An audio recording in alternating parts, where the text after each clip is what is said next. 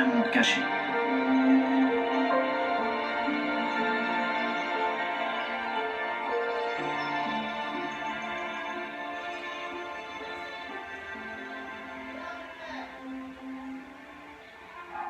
Notre aventure a commencé par une traversée rapide de la ville d'Antananarivo, que l'on appelle aussi Tana, la capitale de Madagascar.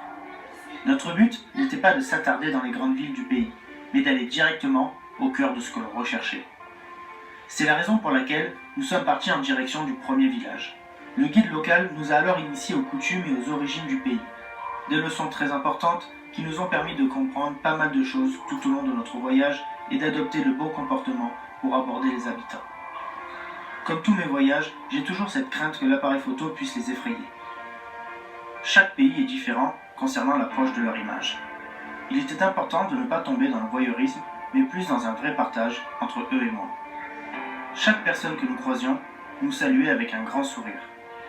Les enfants sont souvent plus faciles à approcher, mais parfois, certains d'entre eux peuvent être aussi simplement timides ou bien réticents à l'idée de voir une caméra.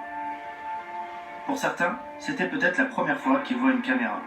Il est donc important d'aller à leur rencontre en leur montrant que nous sommes là pour échanger avec eux.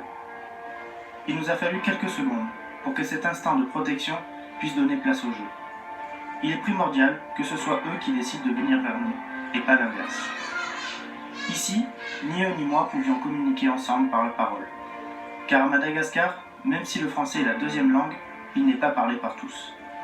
C'est simplement cet échange de sourires entre nous qui a permis aux enfants de se sentir en sécurité.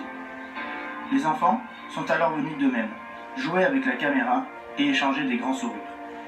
J'ai immédiatement senti que ce voyage allait être différent et que les rencontres ne faisaient que commencer quand les enfants nous ont invités à jouer au foot avec eux. Et là, le stade de foot. Et le ballon. Ici, on va expliquer en fait, ils font des ballons avec des sacs plastiques. Et ça fonctionne super bien.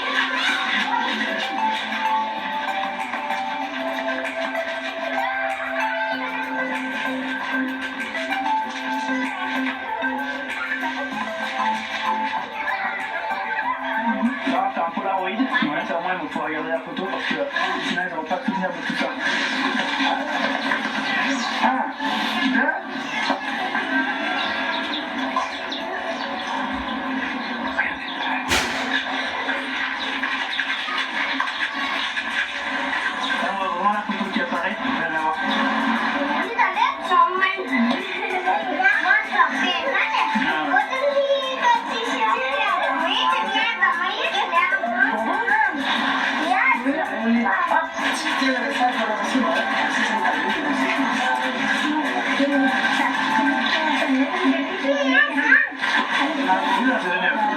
C'est le meilleur souvenir que tu peux leur offrir.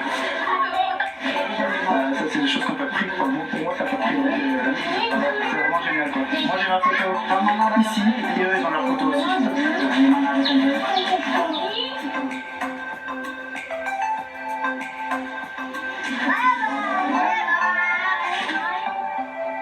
Le lendemain, nous avions décidé de nous lever tôt, à 4 h du matin, afin de pouvoir observer le lever du soleil sur les rizières. Et nous n'étions pas déçus du spectacle.